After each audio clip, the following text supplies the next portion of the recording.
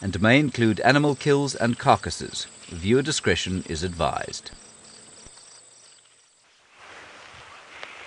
Hello and welcome to a live safari here in the driving rain, starting off with Africa's largest land mammal. This is Safari Live. Ready.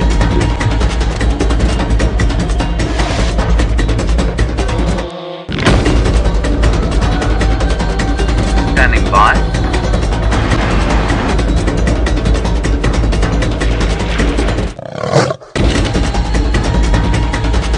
5, 4, 3, 2, 1. You are live, you are live.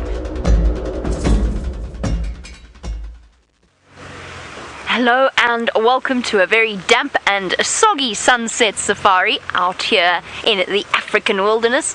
My name is Jamie, and this afternoon Craig is on camera with me, and a very special warm welcome to the schools joining us today. That's Hampton Oaks and College Park Elementary Schools. It's lovely to have you guys on board, and I hope you are all really excited to be on a live safari, just as excited as we are to be taking you on a live safari. Hey, my boy, don't worry.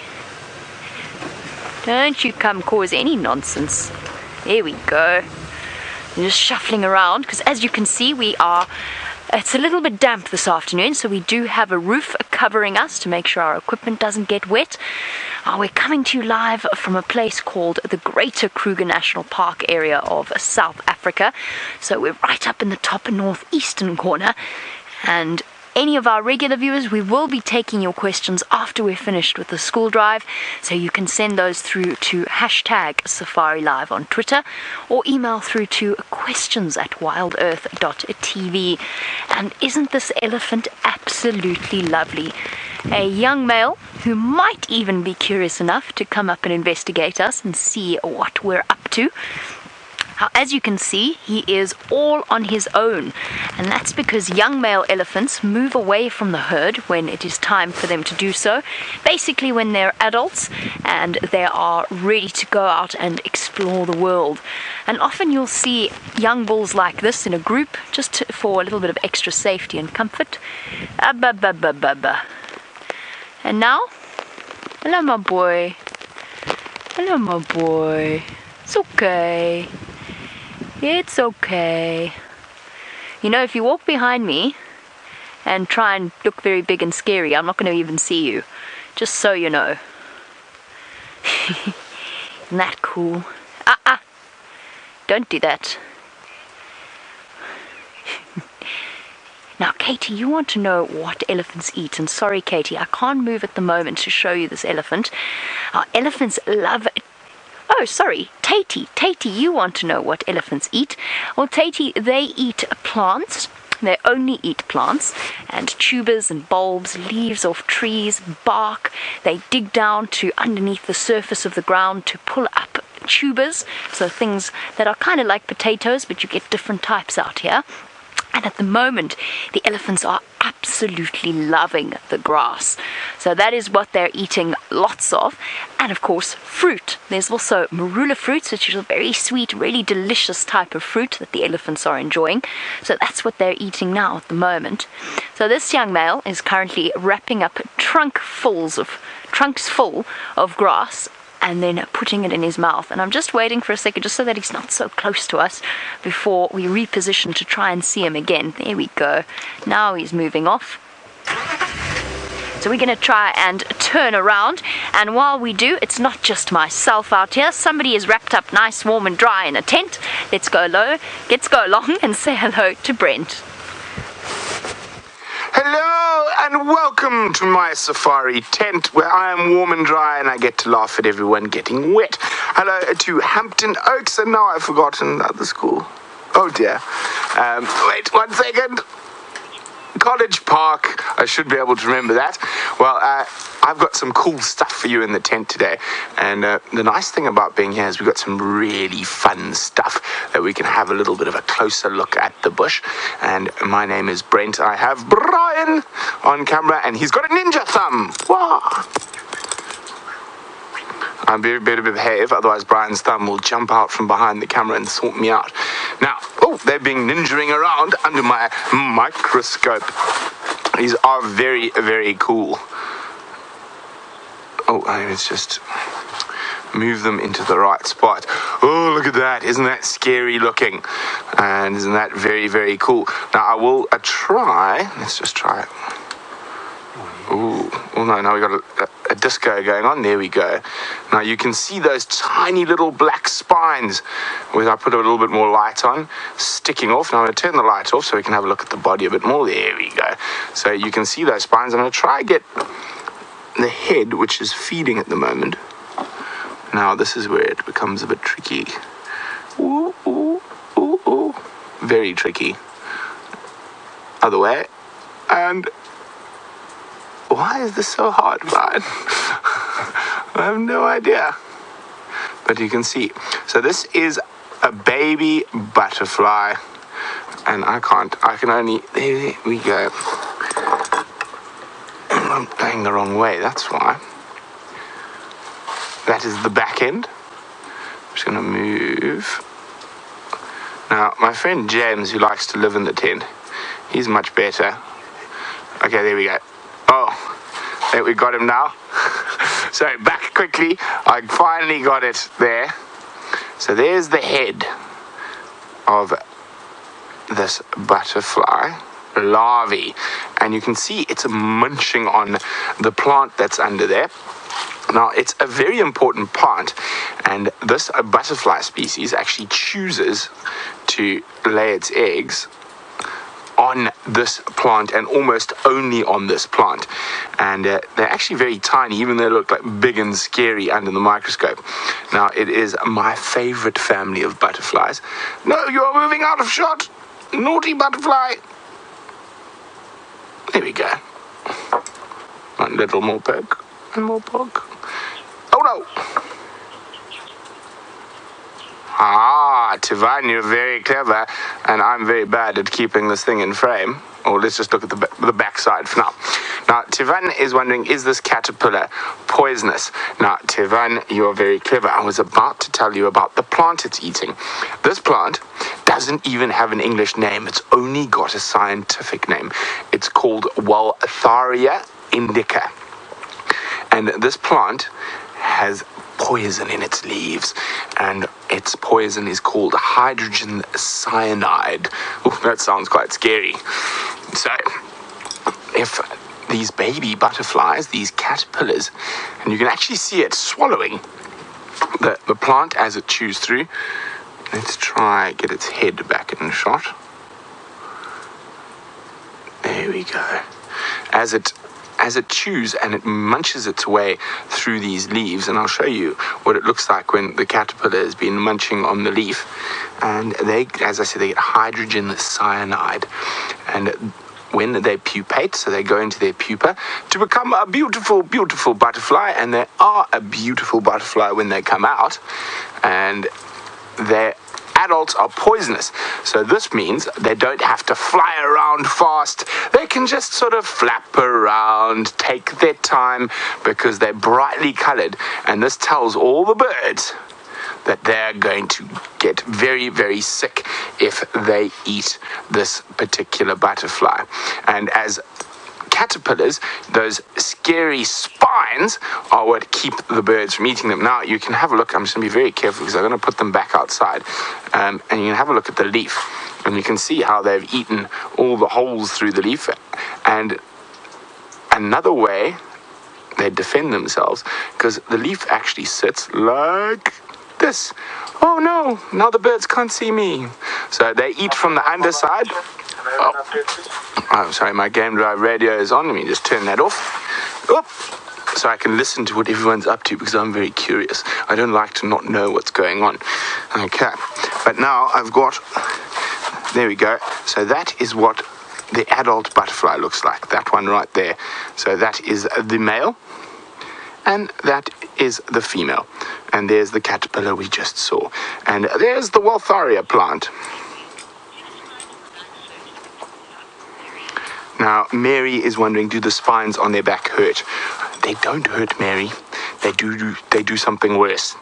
They itch, and they itch, and they itch, and you just want to scratch your face off. It's so ticklish. Not ticklish, it's worse than ticklish. It's burning itching. Now, Brian can stay inside because he's got a camera and it's raining, but I want to put the caterpillars back on their tree. And my friend James, who likes to live in the tent, made a scarecrow to keep the birds away from his caterpillars. Okay, so I can enjoy the rain because I'm out here for 2 seconds before having to dash back into my tent. Let's go back to Jamie, who's still with that elephant.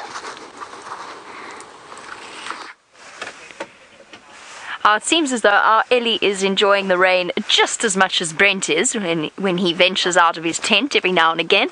And look at this, he is having such a fantastic dirt bath. And this is something that elephants absolutely love to do. They kick up the dust and the dirt with their feet and then grab it with their trunk and throw it over their shoulders, over their skin, up between their legs. And that's because it feels nice for them, particularly because it gets to all of those itchy spots that perhaps they can't reach when they rub up against trees. And also at the same time, it helps to coat the skin and helps to dislodge the external parasites that sit on elephants, things like ticks that might be stuck up under their tails around there. Hey, big boy. So that's why he's been having a little bit of a dirt bath, and of course it helps that he's all damp, so it sticks to his skin beautifully. Now he's going to vanish off in a moment, so let's see if we can get one last view of him.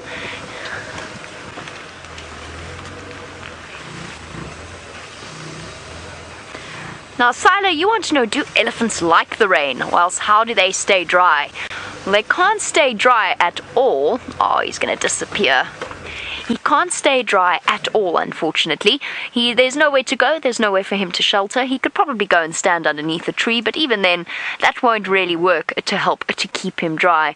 I think elephants do like the rain a little bit. I don't think it bothers them too much. They can go and eat as much as they want. And of course, when you're as big as an elephant, usually at this time of year, they'd be feeling really, really warm, because sometimes the temperatures out here get over 100 degrees Fahrenheit. And even though an elephant has a very sophisticated cooling mechanism, or an internal air conditioning unit in the form of their massive ears and blood vessels close to the skin, they still must feel very, very warm on these hot days. So for him, a nice cool rainy day is probably a great reason to go wandering about more than he might otherwise. And usually when I've seen elephants playing, it's often when it's cool, even if it's first thing in the morning or perhaps on a cool and cloudy day. That's when you see elephants playing together. And elephants do play just like human beings play. And unfortunately, I think that's going to be our last view of him as he moves off into the vegetation. So elephants play with each other, particularly male elephants. They like to practice fighting. Now he's moving off, and Tivan, you want to know how far and fast do elephants move? The answer to that is actually pretty far and pretty fast. Even when they're walking, for them, what would be a relatively slow pace, that's still quite fast compared to us, because their legs are so long that they cover so much ground. And an elephant can be active all the way through the day and also into the evening as well, so at night. So they'll feed during the evenings as well in the dark. They don't have to worry too much about predators. Now it seems as though our elephant has disappeared, but luckily Tristan's found something else for you to look at. Good afternoon, everybody. Unfortunately, Jamie, I haven't found anything just yet.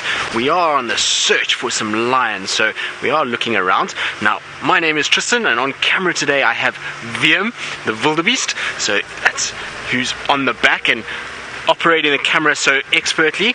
And a special warm welcome to College Park in Hampton Oaks. It's great to have you guys with us.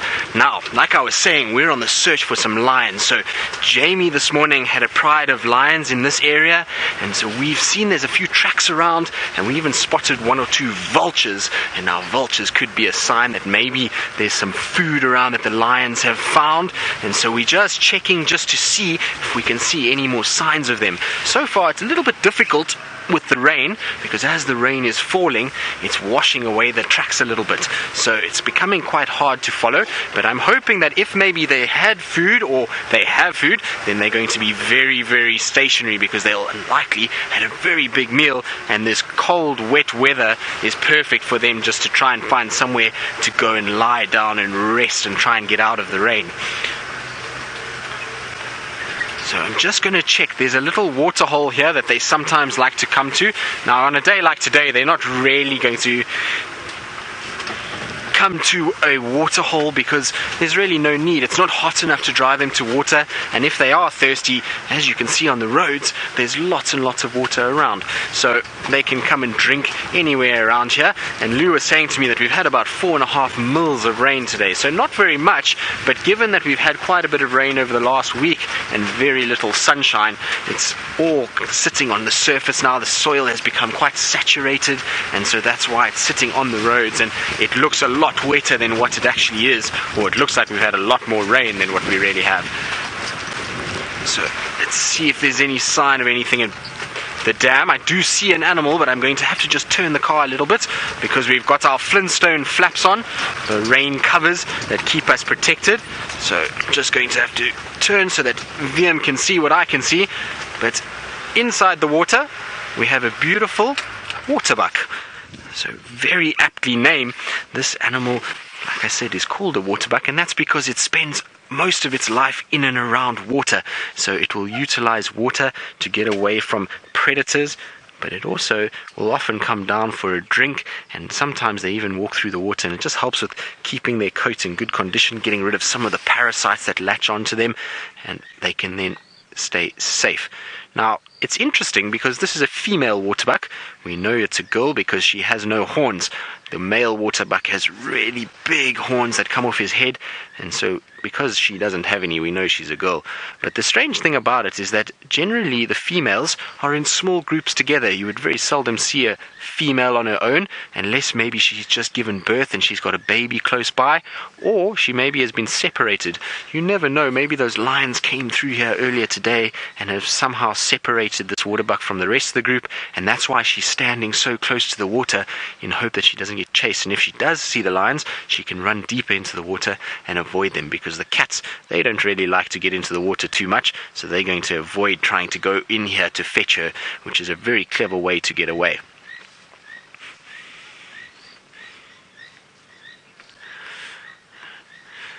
So, Joe, you're asking what are mils or millimeters? Well, Joe, millimeters is this unit that we use to measure. So you will use inches for your rain, but here in South Africa we use the British system. So we use millimeters. It's a little bit of a different system, and I think it is 10 mils to a centimeter, and there's 2.52, I think, or 5 centimeters. Now, if we've had 4 millimeters of rain, it's basically about a quarter inch, or a little bit less than a quarter inch. So somewhere around there. So not too much at this stage, but it's really great rain for the environment because it's soft and soaking rain. And so these dams and pan areas are all filling up nicely as the water is slowly seeping in, as well as it's really good for the growth of grass, because if we had a really big storm and lots of rain falls very quickly, then most of that rain will wash away and it will fill into the dams or into the riverbeds and flow away, and we won't get too much visual of it or see any signs of it. But if it soaks into the ground, it allows the grass to then grow and the trees to have lots of leaves, so it's really, really good. Now, our waterbuck is still sitting there. He's just, or she should I say, so he's just peering up the little riverbed, and I wonder if maybe she can see something up there.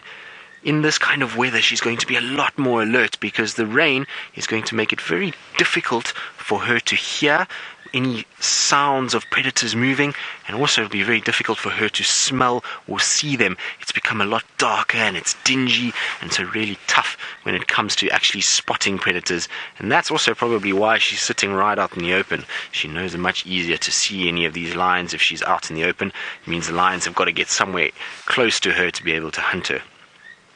Now, what you will notice with this waterbuck is that it's got a very big white ring on its bum, and that white ring is all there so that she can follow one another. So if she has a little baby, the baby can see its mom when it's walking in front of her and know that that's then a safe place to follow and so a safe place to go because mom is safe. And if they're in a herd, the same thing applies. They can see the different herd members and be able to see which way is the best path to take through those thickets.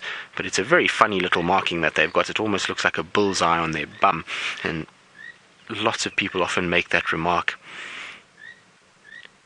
Now, the interesting thing about this waterbuck is if you have a look, it looks like it's completely dry. It doesn't look like there's any rain on it.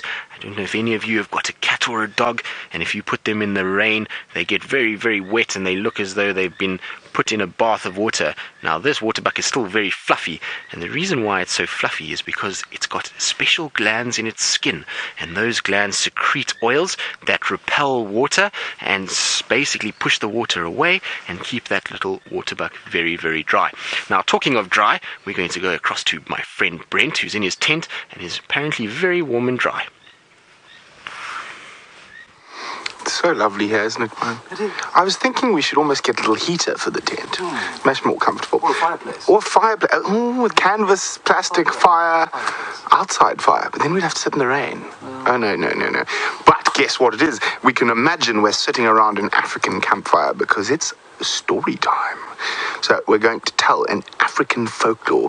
This one comes from a country to the north of us called Zimbabwe, and it is from the Shona people. And all African folktales have good life lessons in them.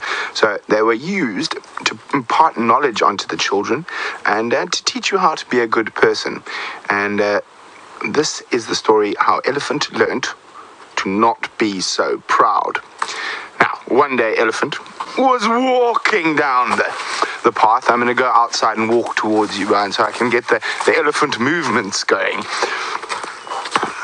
And let us pretend, what shall we pretend is a little squirrel. What can we use as a squirrel that's in our tent? Here we go. That can be the squirrel.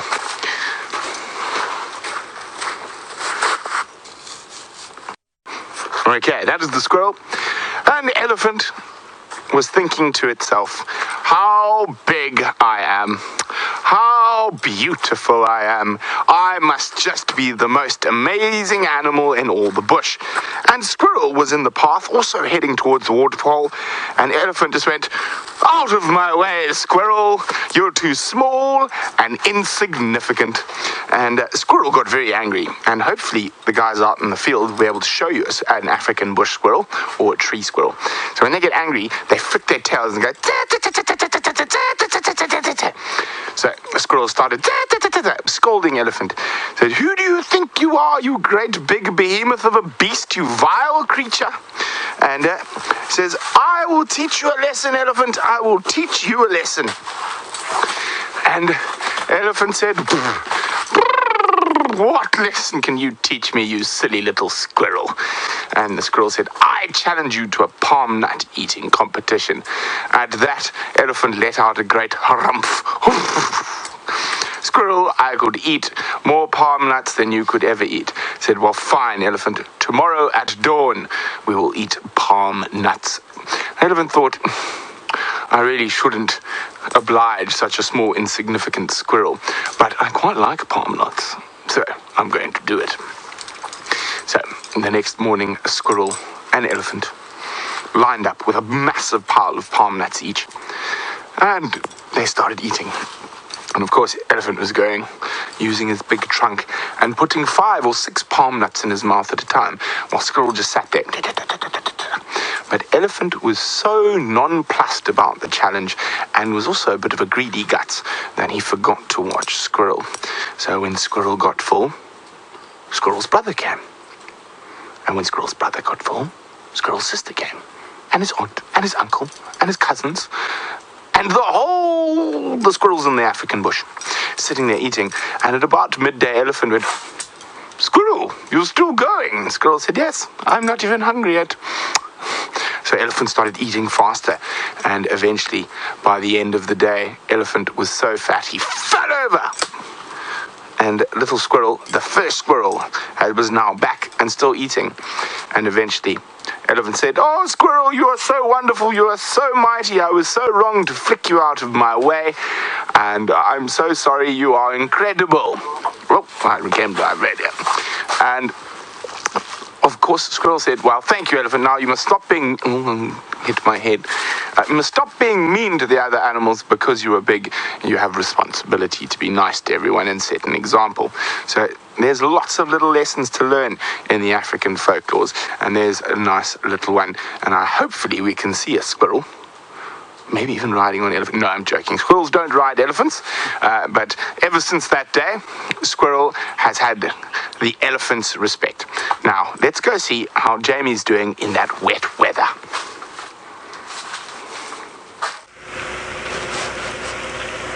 Oh, we're doing absolutely fine, thank you, Brent. Driving along into the rain and searching for exciting things to show you. Apparently, Brent has been telling you stories about elephants and squirrels. And he mentioned that perhaps we should try and find you one. So that's what I'm looking for. I'm looking for a squirrel to show you this afternoon. And of course, anything else that we happen to stumble upon. We're just going to keep searching. And I know of a few squirrel holes, so perhaps we can check them and see whether or not the squirrels are sheltering away from the bad weather. Can't tell if that's somebody behind me. It is somebody behind me. Luckily they let me know by revving up behind me. Otherwise I would never have seen them. There we go. Hi.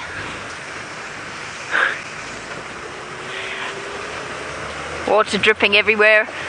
And of course, in weather like this, sometimes the dirt roads get a little bit tricky to drive. Especially when there's lots of vehicles on them. They get lots of holes and all sorts of other things that make them slightly slower to drive along. I'm going up this road now. My idea is to turn and face that way, because the rain is coming from behind me now, so hopefully not so much will fall into the car with me. There we go, that's better. Perfect.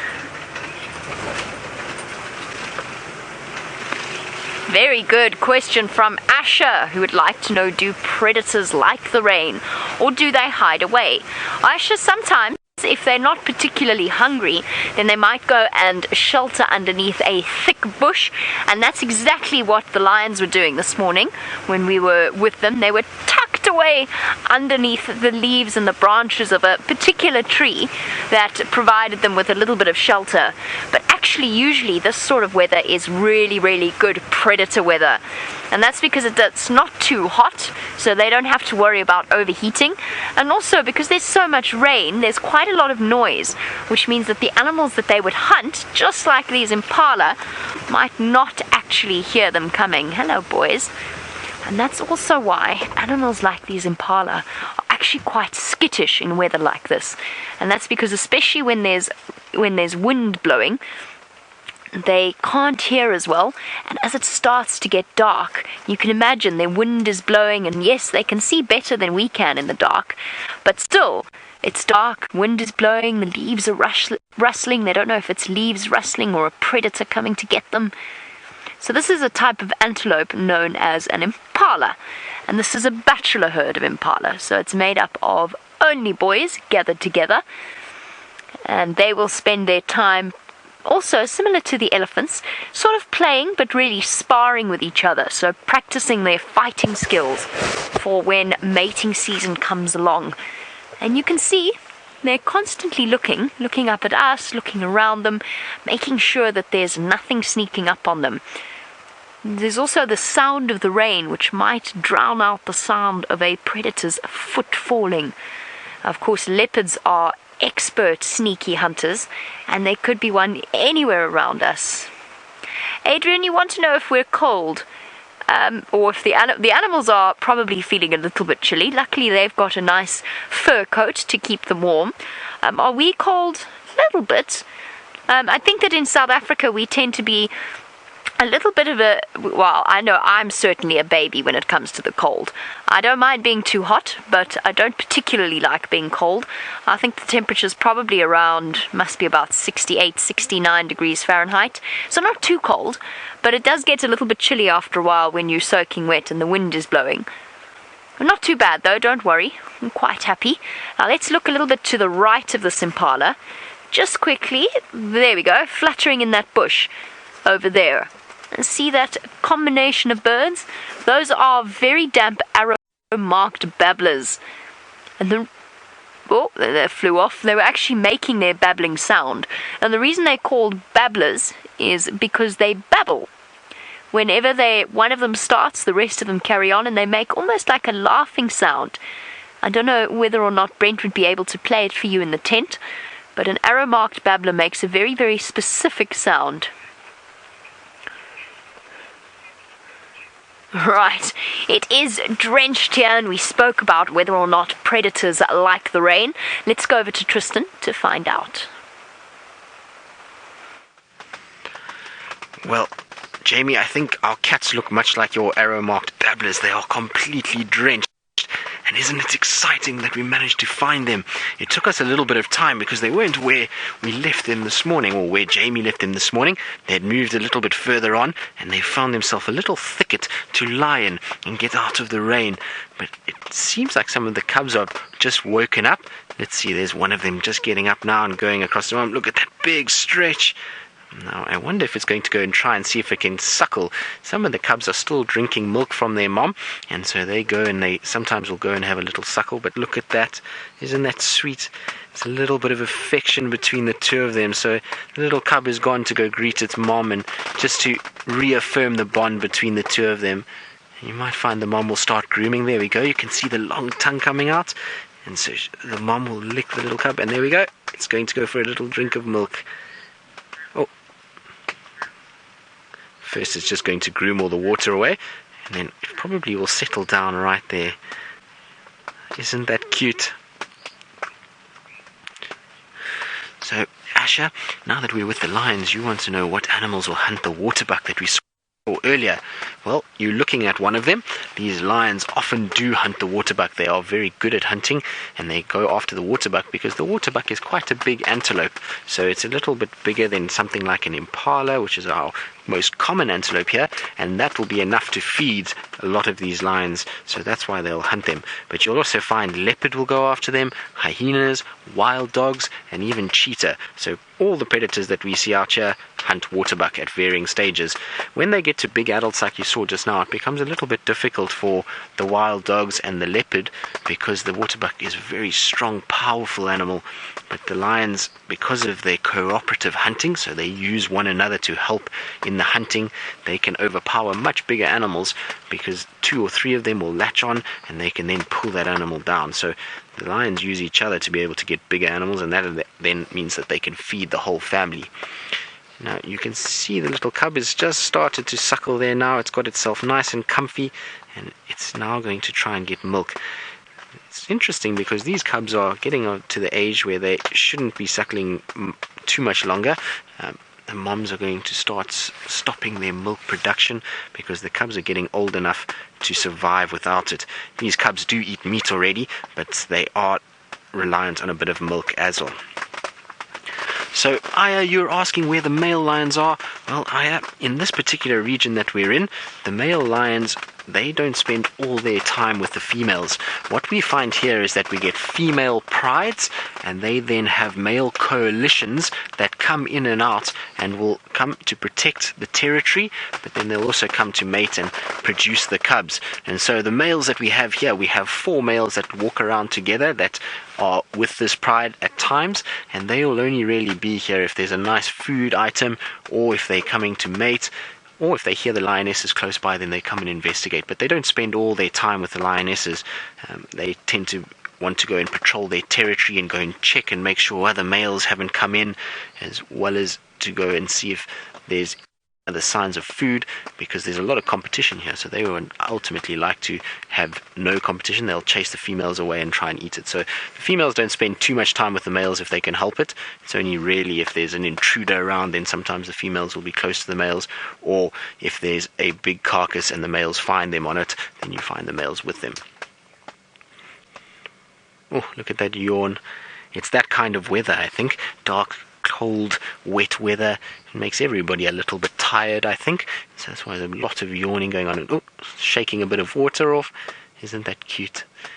Now, these cubs are already quite old. They were born in about April, May. So they're getting quite big now. And there are 6 of them in total. So, Aya, you also want to know when the cubs will start hunting. Well, Aya, the cubs are still a little bit small for hunting. They're a little bit too inexperienced. And so at the moment, the moms leave the cubs behind and they go off hunting, and then they'll come and fetch the cubs if they get something to eat. And if they don't get something to eat, then they just come back to the cubs just to make sure they're fine. But these little cubs will probably, in all likelihood, start walking with the pride when they're hunting at about 1.5 to 2 years. And actually, they'll start to really be a value on the hunt and actually start physically killing things probably just after 2, going forward into 3 years. By the time they reach 3.5, they're pretty accomplished hunters, and they're able to do what they need to do and find food for themselves. So it's going to be still a while that they're reliant on their moms.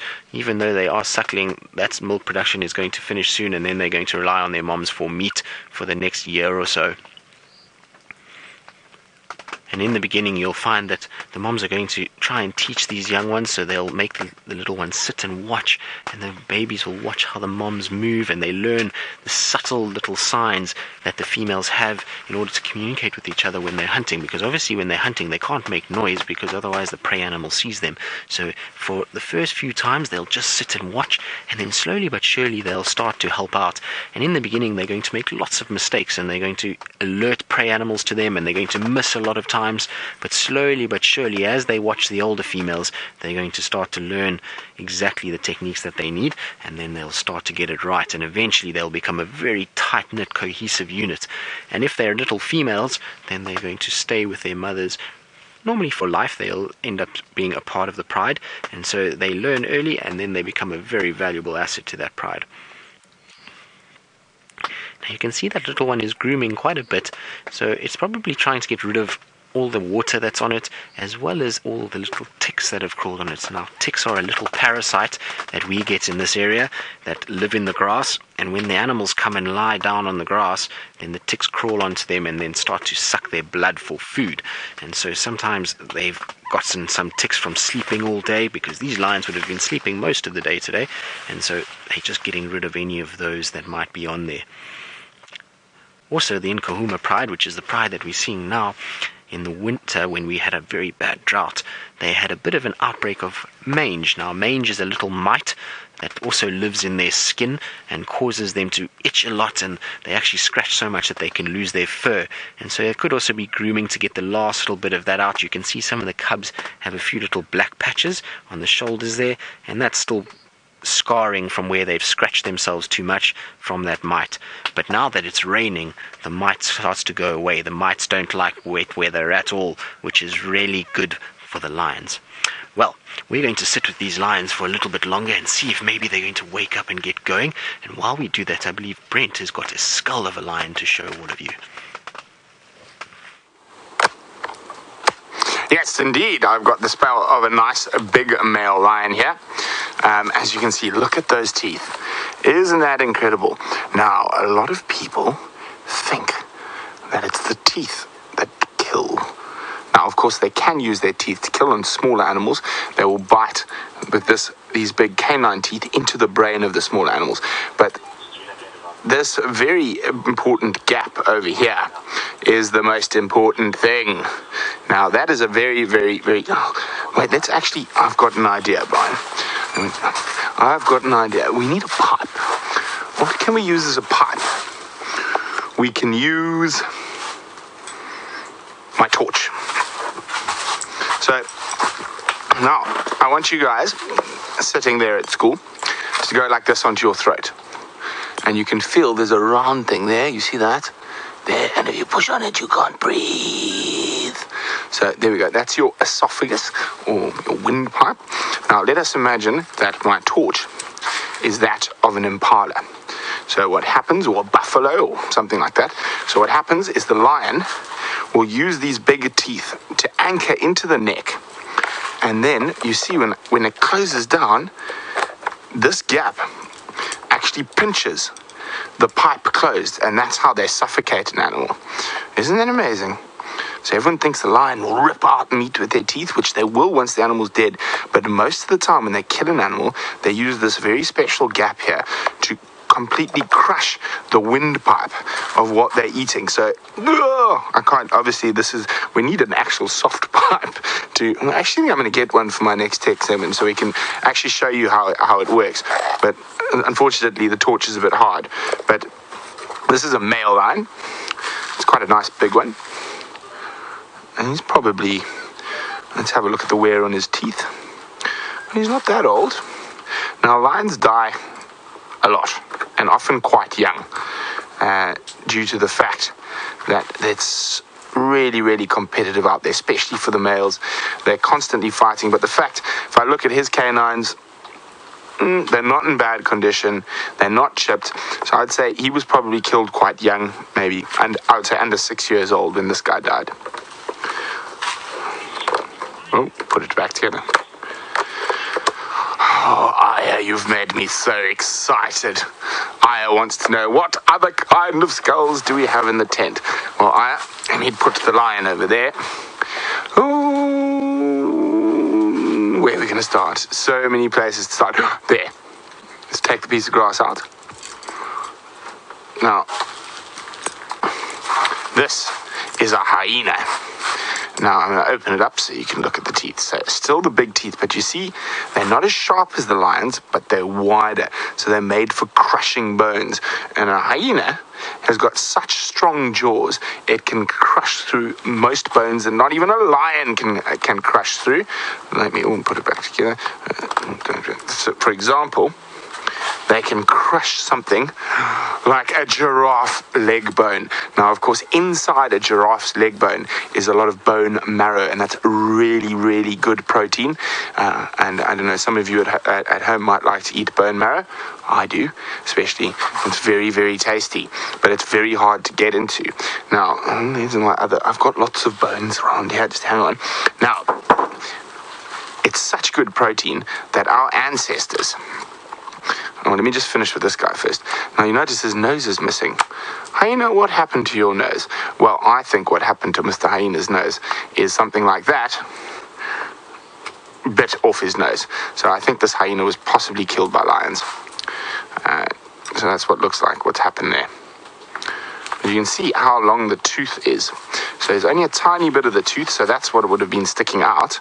And you can see how long the root is. And of course, they need that long, deep root to be able to crush bones. Now, other animals that like to crush bones, the only other animal that likes to crush bones as much as hyenas is human beings. And I have... Oh,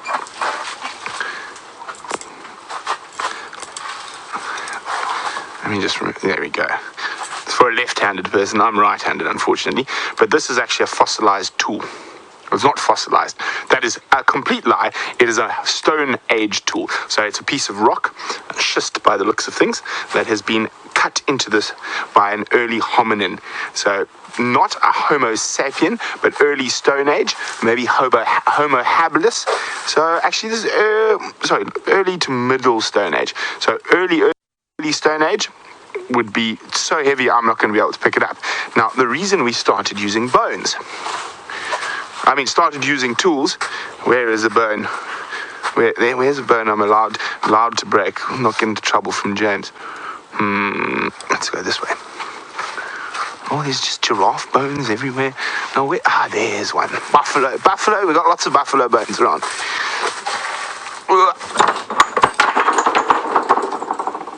Whoops.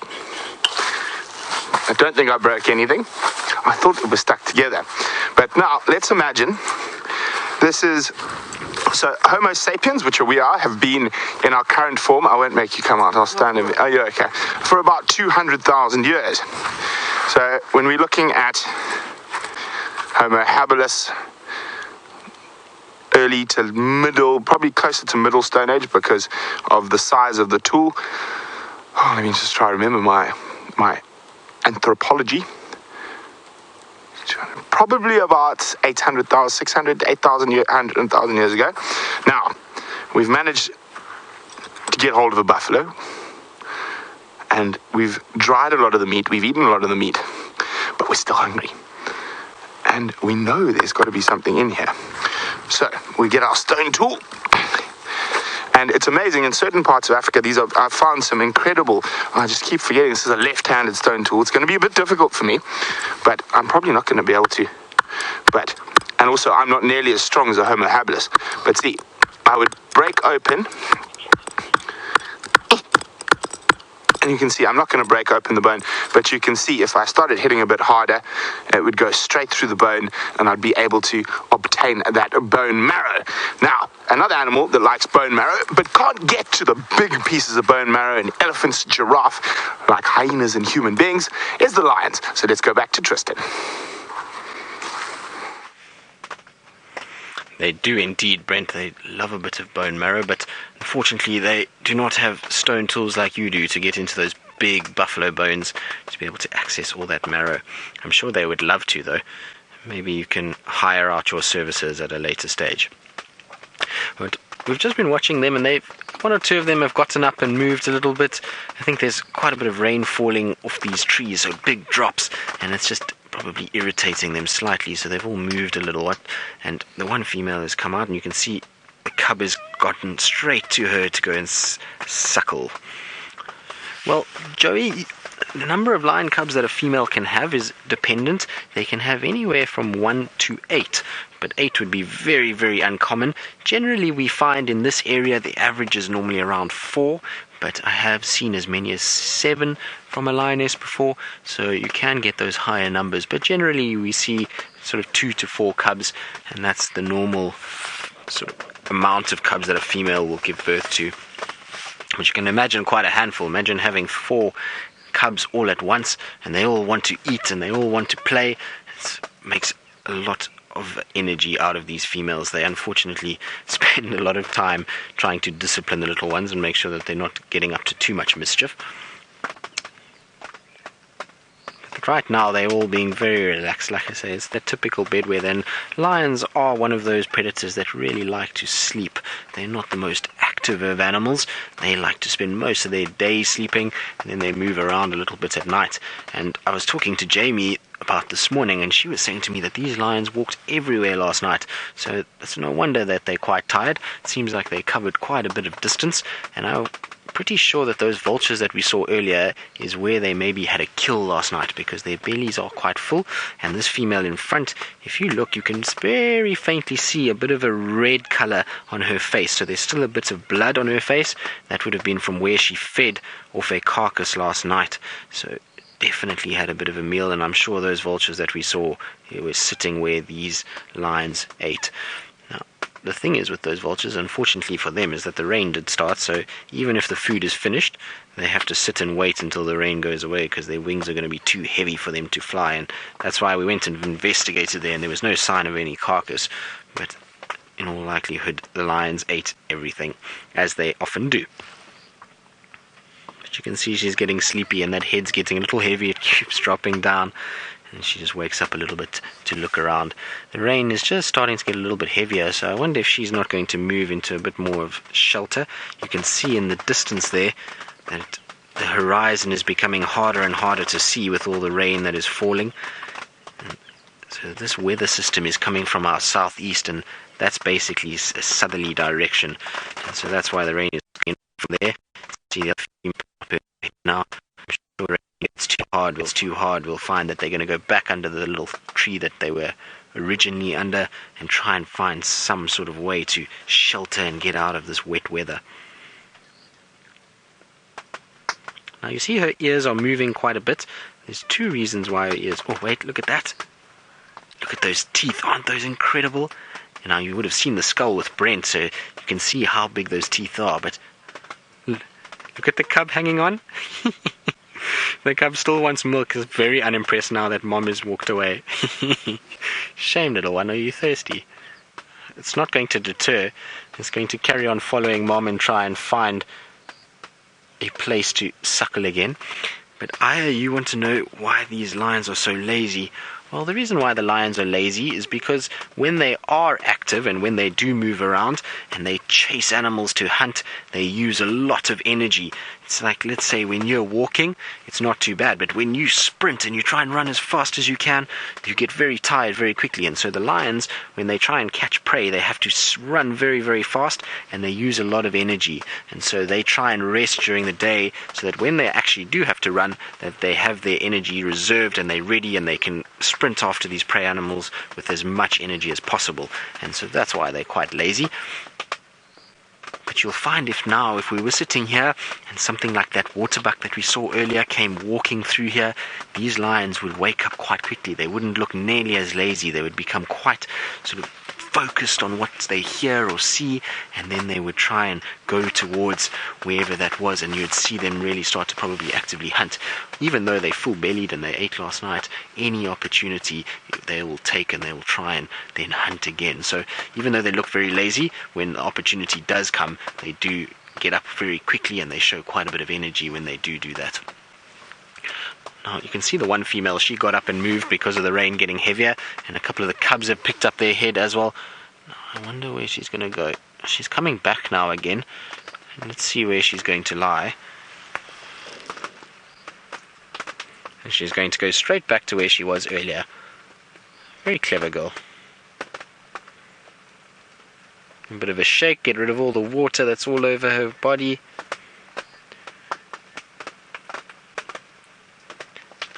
And where she's heading now, there is an adult female in there with 2 or 3 cubs, and they are so tightly bound together, it just looks like a heap of lions. I don't know if you can see in there, it's just all a tawny color, but there are probably 4 lions under that small little bush, and they're all trying to huddle together. And I'm sure they're getting warm from one another.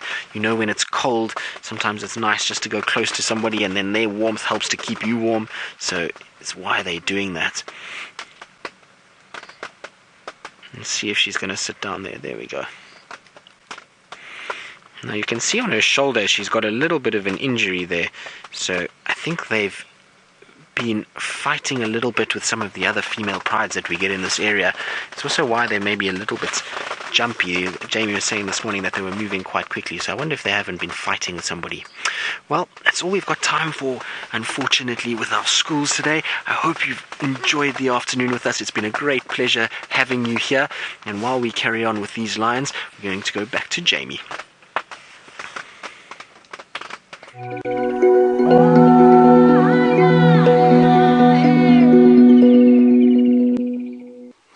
I am not in the tent. I am fossicking. Come, don't fly away, little moth. Don't do it. Now the trick is to be able to pick. You got to try pick the branch that the moth's on without it flying away. But this moth is proving to be quite difficult. It's a very pretty, very small moth. Come here, little moth. Of course, we are back, and I'm fossicking for things to put under the microscope, as well as to show you, because there's always amazingly interesting things everywhere. Okay. Am I... Now, this moth is so tiny, I think the microscope's the only way to see it. Okay, let me approach it more stealthily.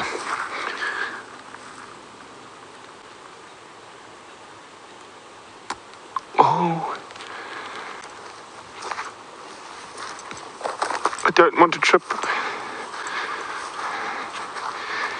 No, it's going to fly. We'll try and get a quick look at it. It's very pretty. I'm not sure which moth this is, so I want to have a look. Let's see if we can get it to the microscope very slowly. And of course I got some flowers, because I like flowers. Okay. So far, so good.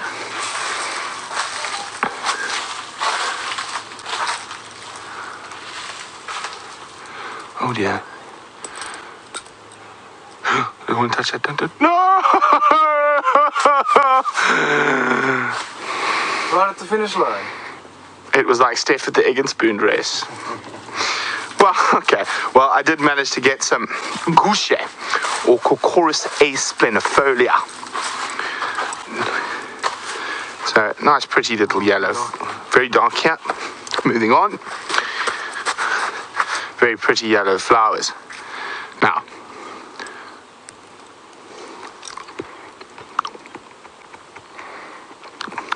they are edible. It's called Shangan cabbage or gouche. But when it is prepped, basically, you just take it like this. You can use it. One of the few things out here in the bush that can be used as soap and food. So there we go. You see it gets this very slimy consistency. Now, it's almost like snot. Now, when you eat it traditionally, it is served like snot, literally, but it's crushed like barrels of it together. I quite like it. Some people find it a bit bitter. But, according to Herbie, you must never give it to the ladies unless you don't want any sleep. That's what Herbie tells me. Okay, on that naughty note, now that the school drive's over, I'm going to chew on my Shangan cabbage and send you back to Jamie.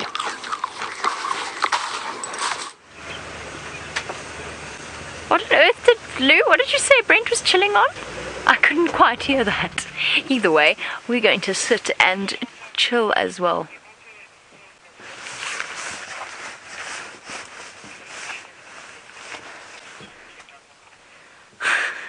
Ah, the Shangan cabbage, yes.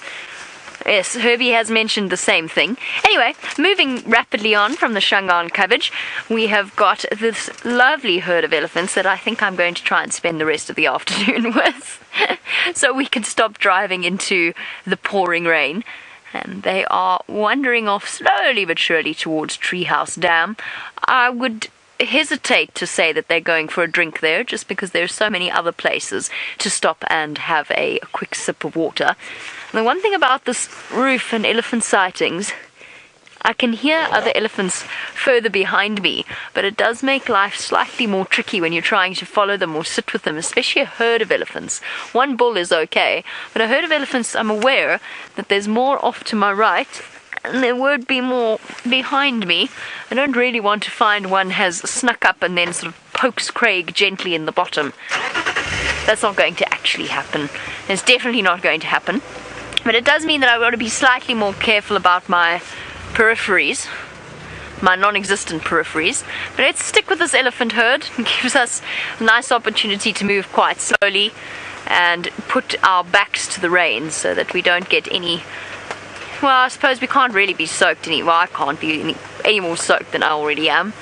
But let's not tempt fate. I already feel as though somehow we've earned this, because we mocked Steph so much with his deluge. I feel like this is karma coming back to bite us.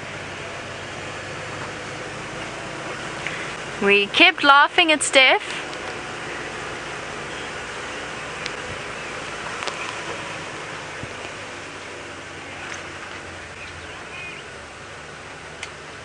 Oh my goodness. I'm sorry, Lou. I'm struggling a little bit with your comms this afternoon.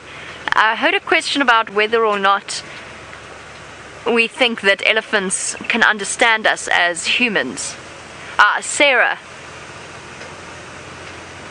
Now, Sarah, you want to know, do we think that elephants can understand us as humans? And of course, whenever I'm in an elephant sighting, I chatter away to the elephants. And it's not because necessarily I think that they can understand us at all. Hello, big girl. I see you. There you go. See, I do it automatically. And the answer is I don't think they can understand the words that we're saying at all. But bear in mind that animals essentially communicate in a couple of different ways. One is body language and the other is sound. And we are, and obviously the third is through scent. But we're communicating, or I'm trying to communicate to the elephants in terms of my tone, that we don't mean them any harm. And absolutely they can understand tone. They understand a calm and relaxed tone. And I've often found that elephants have calmed down, whether or not it's because I've been speaking to them, or perhaps it's just because I've behaved properly. I haven't done any sudden movements. I haven't started up the vehicle to scare them. But But by the same token, I also know that elephants absolutely understand when you raise your tone. So when you turn around and you give them a severe talking to, warning them not to come any closer, but especially when they've decided to approach you, and you have to gently remind them that they made that choice and now they're in your personal space, they're intelligent enough that you can communicate that to them. And you can do that safely and securely, and in fact it's the safest way to go about things. So they don't understand the words that I'm saying to them. I'm sure you could train an elephant to obey certain commands, which obviously we are very much against. The whole idea of elephant-back riding safaris and treating them as though they are domestic animals, even if they are elephants that have, in inverted commas, been rescued. It's not something that is appropriate for the way in which we utilize these animals. I'm sure you could teach them to obey certain commands.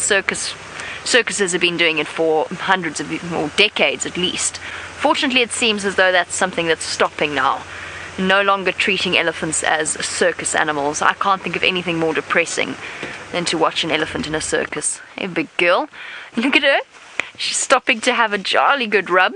Oh, and she's off again. Lumbering slowly but surely to catch up with the rest of the herd. Just going to check behind me. Make sure nobody's come sneaking up. It's actually more that I don't want to be blocking anybody's way. And I think this is the same relatively large herd of elephants that have been hanging around this area since the Monday TV shows. In fact, I think it might even been since the Sunday before that. And they've spent lots and lots of time in this area, just crisscrossing into Little Gowrie and then back onto Djuma. And if I'm right about that, it's got a very distinctive female within this herd with a huge V missing from her ear. Massive triangle, actually, missing from her ear. And if I'm right, then it's around about 30 or so elephants. Isn't this lovely? Ellies in the rain. I am going to stretch out sitting with these elephants for as long as possible. First of all, because it's raining. But second of all, because it's been a long time since I've actually properly spent time with elephants. And I'm hoping this lot don't go vanishing off into the vegetation, because we definitely can't go wandering off-road here. Mouthfuls of grass. Having a marvellous time. Elephants have been busy over the last few days.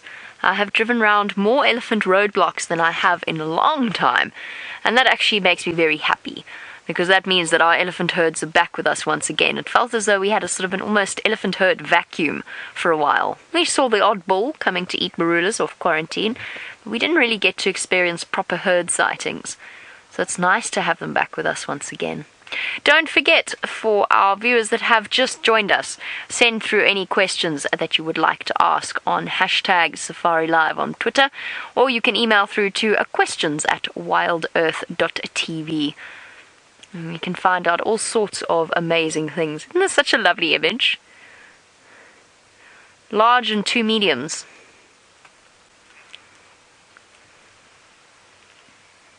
Well, one slightly larger than... One's slightly smaller than the other. This is lovely.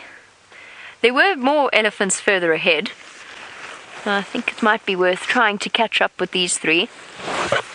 And lots of talking happening as well. I can just hear, and you won't be able to hear it at the moment, unfortunately, because with our roof on, all you're going to pick up is the drops of rain hitting the roof. But there's been lots of rumbling sounds emanating from all around us. So there are lots around.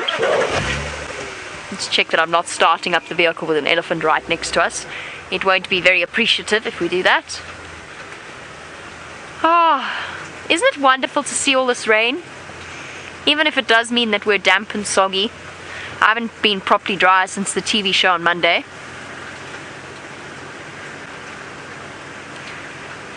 It'd be nice to see how full the dams are by the end of it, and it looks as though there's more on its way.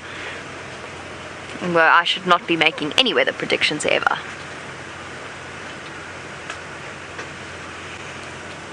Hey guys.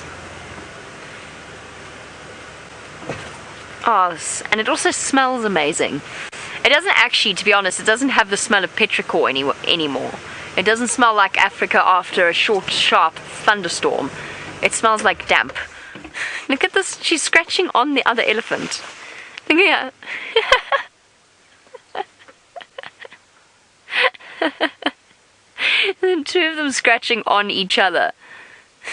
One's getting the nice patch behind the ear, the other one scratching her bottom.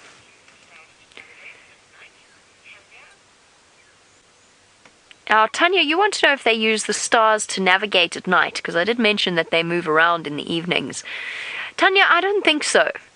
I'm not quite sure exactly what it is that guides elephants, and they are, of course, famous for their abilities to navigate across enormous distances. My guess would be magnetic fields, the Earth's magnetic fields. I suspect that they have a way of feeling those. I don't think that they glance up and look at the stars and guide themselves from there. Of course, there's been a lot of research done into the way in which dung beetles navigate and the way in which they use... Oh, that looks so nice. Trunk full of dirt across her back. Dung beetles using the moon in order to navigate, but I doubt that elephants use the stars. Look, you never know, but I really, really doubt that they look up, especially because otherwise they'd get very lost and confused on cloudy days, which they don't ever seem to do. The other question is, how much purpose is there to where they go and where they choose to wander? Look at this. Resting one hip, scratching the back of its ankle. Hey, little boy. This is such a nice dirt spot. Obviously, a lot of their movement is dictated by resources, where there's water, where there's food, where's going to be the best place for the matriarch to lead them. But it'd be interesting to know what her decision-making process is on days like today, or at times like this season, when there's so much available food.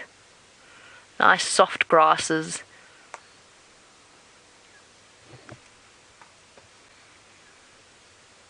She is having so much fun with this dirt. Look at that. Piling it on top of her head, wiping it away from her eyes and her ears. Getting to all those itchy spots.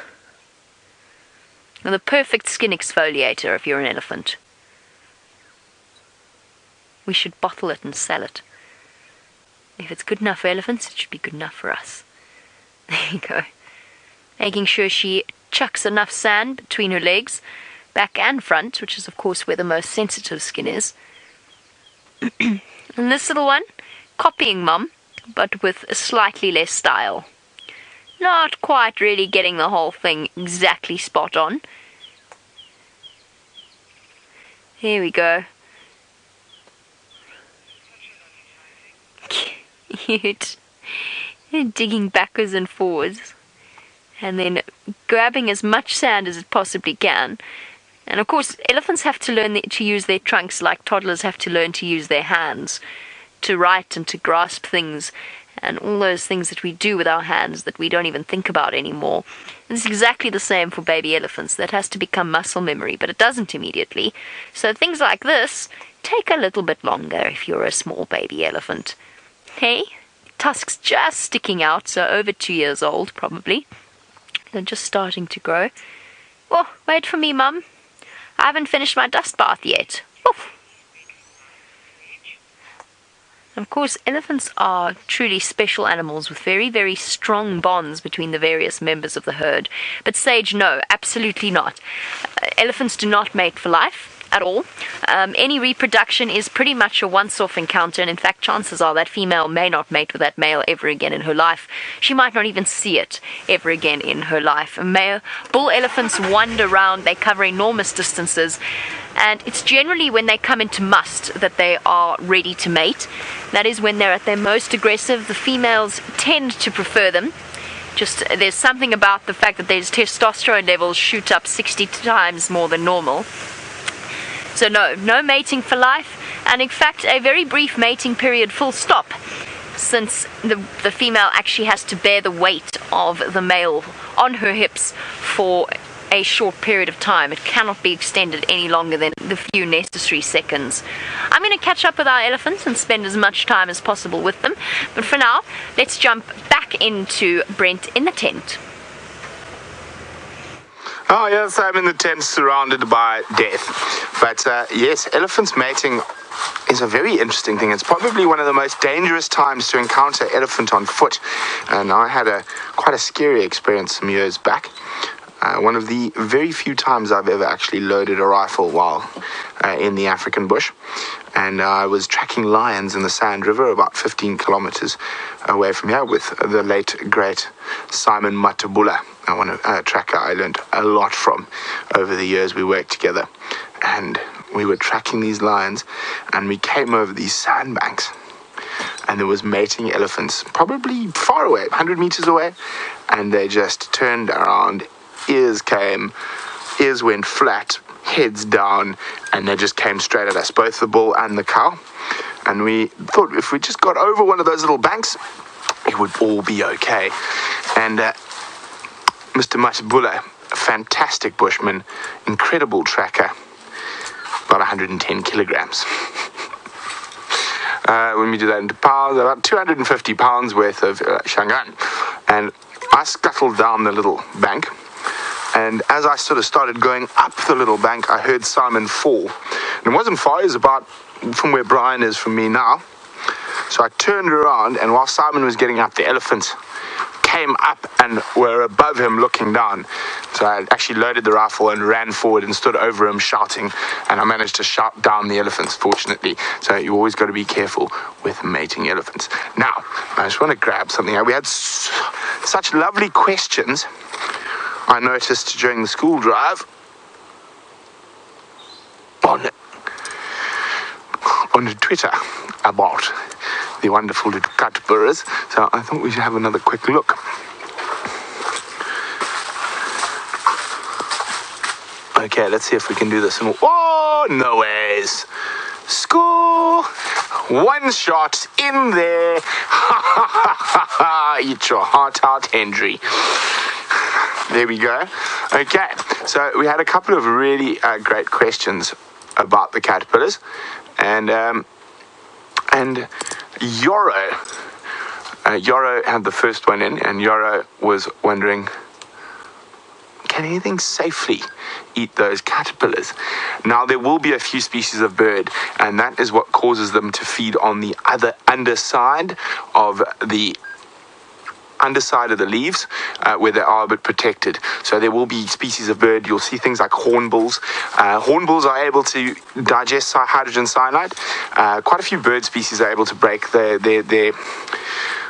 pancreas releases an enzyme that is able to safely break up hydrogen cyanide. The only mammal, actually there's two mammals here that can probably break that down quite well. It's the civet, because they eat millipedes, which have a much higher dose of hydrogen cyanide than an accurate caterpillar. And the other, which is a very unusual one, is the grey duiker, which also eat millipedes in certain parts of Africa.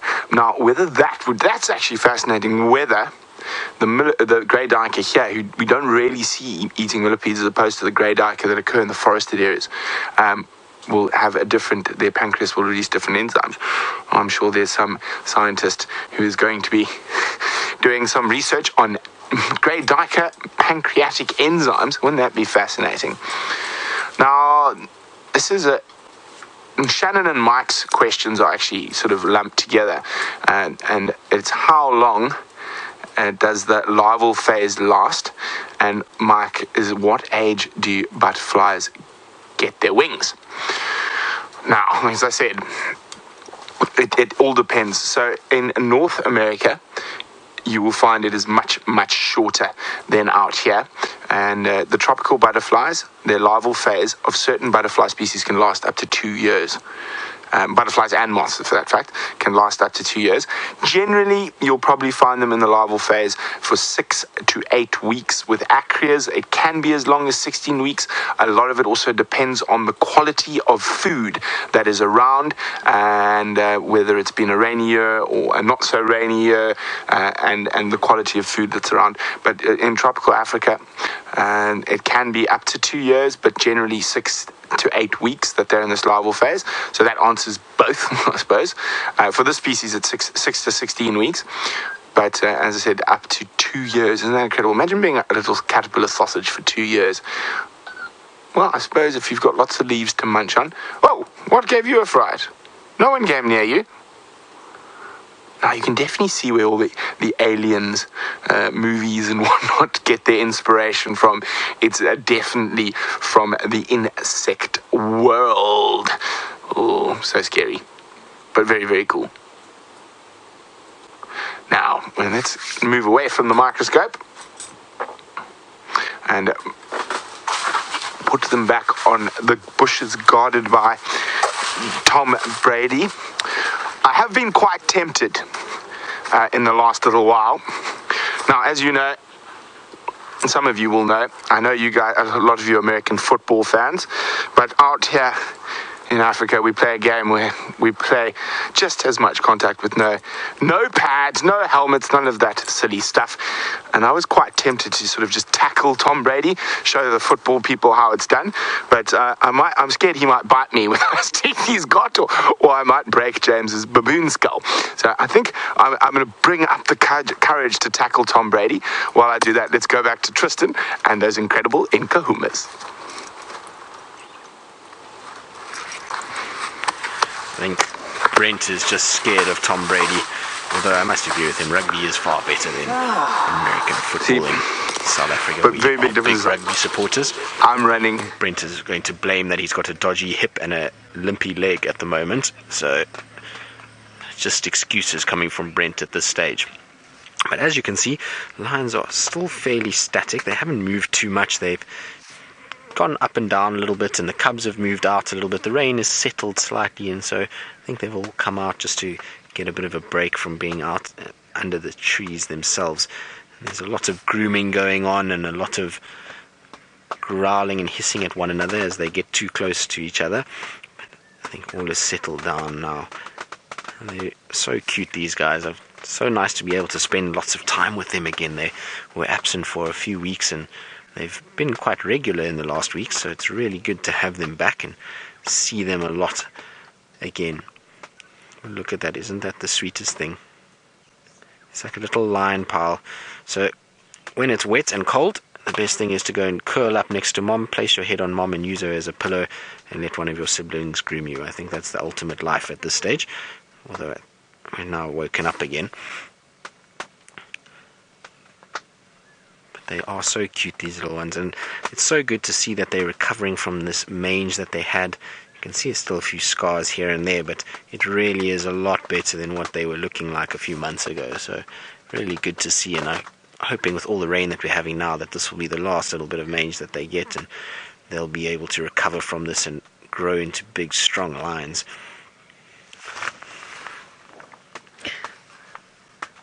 You can see that one is grooming quite a bit, and you might find what's happening is that the mom is not actually producing much milk, and that's why she's grooming around the nipple area to try and stimulate some sort of milk to come out so that it can suckle. It was suckling a little bit earlier, so it could be the reason why it's grooming again. As I was saying earlier, that these lions now are getting a little bit old to be suckling all the time, and so the flow of milk will be slowing right down. So sometimes they just lick a little bit around there to try and stimulate the female to release more milk.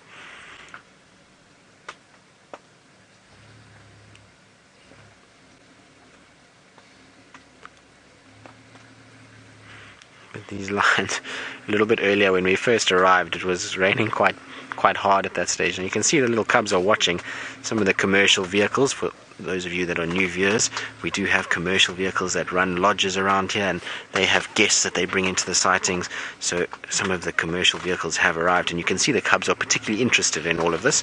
They're wondering what's going on and looking over their shoulders to see what this new big hunking great metal beast is, and they don't seem too perturbed at all. Alright, so we're going to stick with them for a little bit longer and see if the cubs start to wake up and start playing. They often do in this cold, dreary weather. And talking of playing, let's go to Jamie, who I believe has got some elephants that are in a very festive mood.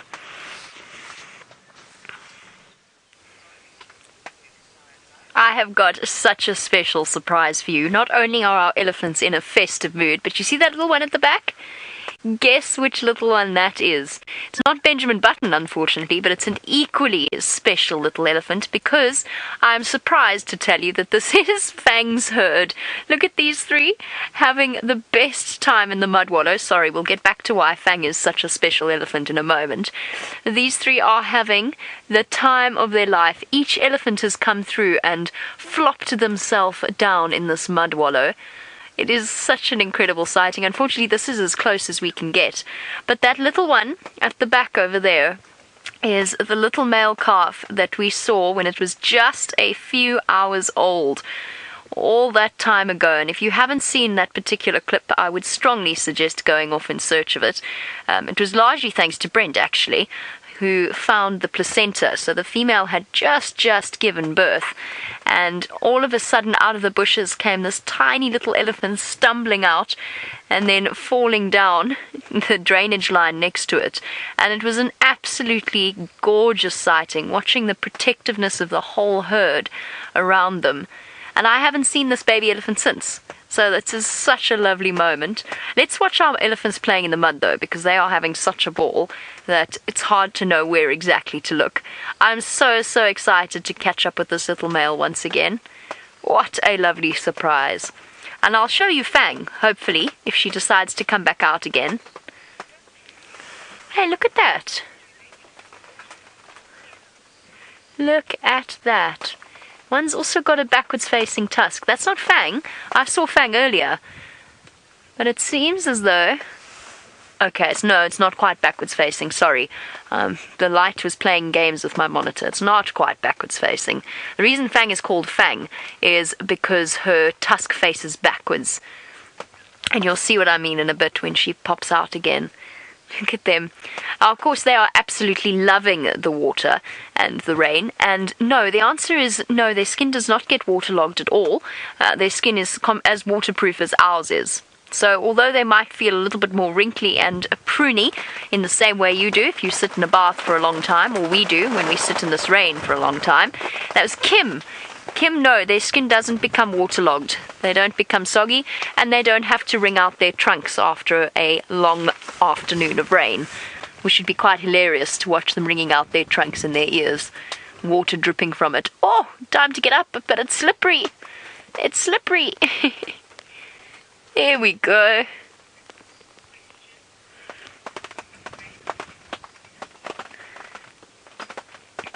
And absolutely, Reese, increased moisture around their ears is, look at this little one, is definitely going to help them to dissipate heat even more. What are you doing? Are you in such high spirits? Yes, yes. Crawling all over the place, throwing itself in mud, having an absolute whale of a time. Yes, any increased water, I mean, it's like sweating. We sweat and that will help to cool us down, just because there's increased evaporation across our skin, and that in turn helps to cool us. Oh, Scuffles. You see, this is why I love elephants in the rain. They are so full of fun and games. You better be careful though, you two. If you're pushing up against each other, you might scare the calf and then Mom's going to come a-running. Let's just go a little bit to the left there. This baby is now head first into mud. Other one's gone to sleep, fast asleep, resting the bulk of its weight in the mud. It probably feels slightly more comfortable. Not fast asleep, I'm sorry. Just lying down. The little one is trying to walk through this thick mud. Whee! Oh, this is all so new and confusing. This baby elephant has probably never experienced the ground as waterlogged as it is now. It's so special. Well, more slipping and sliding. The one on the left is truly relaxed. That is a proper elephant at the spa kind of a situation happening right there. Mud treatment, nice and cool, not having to contend with the heat.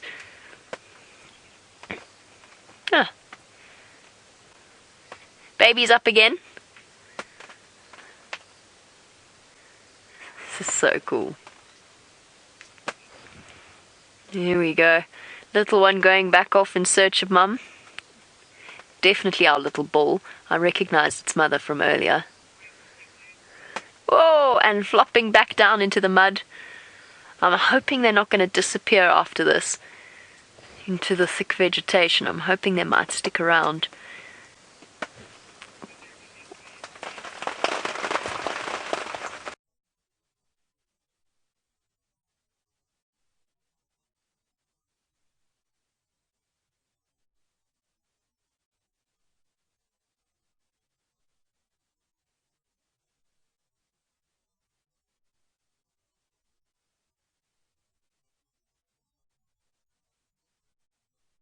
I don't know if it is true that elephants cannot lie down for too long because of the pressure on their lungs and their heart. They cannot lie down longer than you would expect them to be able to, but yes, it is true, and I've been on a few elephant dartings where time has been absolutely of the essence to reposition that elephant and to get it to where it needs to be as quickly as possible, in the most effective manner as possible. So yes, their pressure can actually start to damage them. It can actually start to hurt them, but they can lie down. I've seen elephants lie down for much longer than you would expect them to be able to. I've seen them lying down up to 45 minutes, probably even an hour. So it's not too much, but then of course they can shift around and reposition. Whereas if an elephant is anesthetized, obviously they can't change position, they can't shift their organs around, and that's when it becomes slightly more dangerous. And the same applies for the other large animals like rhino, for example. If you're transporting rhino, they have to be awake but sedated so that they are on their feet rather than lying down. More scuffles after a jolly good scratch. This weather seems to be bringing out all kinds of interesting behavior in these elephants. And we always talk about how elephants can lie down fully, and this one on the left is giving us such a good demonstration of that behavior. Flop. Flat on its side.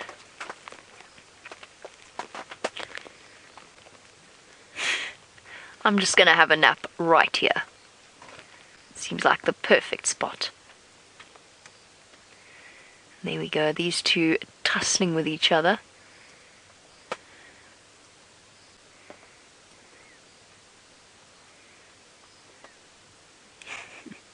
We always talk about this being great big cat weather, but it's actually fantastic elephant weather.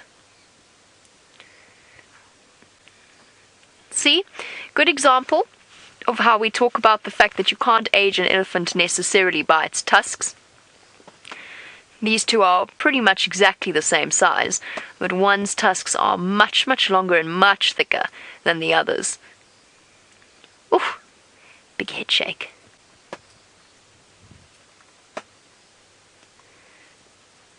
And these skills that they're practicing now will one day be essential when it comes time to fighting for a mate. Or stopping to throw mud over itself. A bit of practice on your cousin is not a bad way to prepare oneself for adulthood. Right. These two seem to have settled for the moment. I'm going to see if I can catch up with Fang. While I do that, let's jump back on with Tristan and his lions. So, unfortunately, our lion cubs are nowhere near as boisterous or playful as what Jamie's elephants are. I was hoping that they would start playing a little bit, but instead they've settled down to a little meal from Mom, and it's all very, very sedate here at the moment. You can see the lionesses have all settled down as well, and they are all out cold.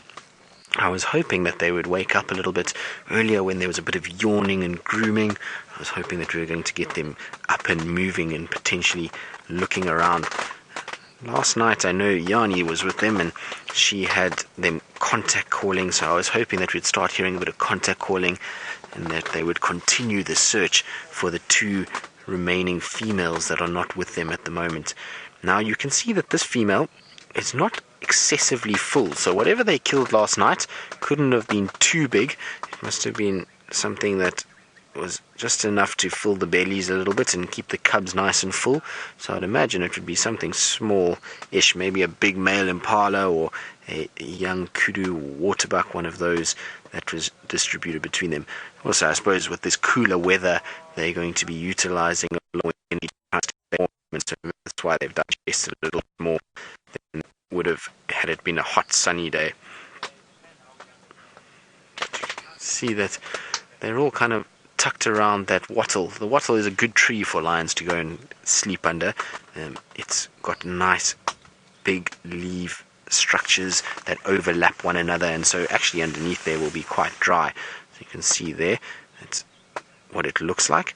And so all of those leaves will be protecting these lions. The only problem is every now and then they're going to get one of those big water droplets landing on them, but I suppose that's better than a constant drizzle all over your head.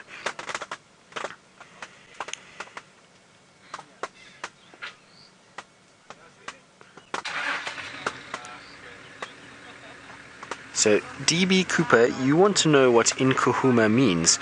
Now, I know it's a tree, I just can't remember which one. VM, can you remember which tree it is? Brown ivory. It's a brown ivory, that's right, now I can remember it. So, it's a brown ivory tree, and I honestly have no idea where the name has come from. It's probably due to a place that they've were seen very regularly, maybe a name of a road or a pan that they were often around. That's maybe where the name has come from, but I don't know, maybe Brent can give us a little bit more information about that. I know Brent often has info about these things, so maybe he knows and we can ask him in the tent just now. But I am not 100% sure why they were named that. I just know that it is a tree and it's the local language for a brown ivory tree.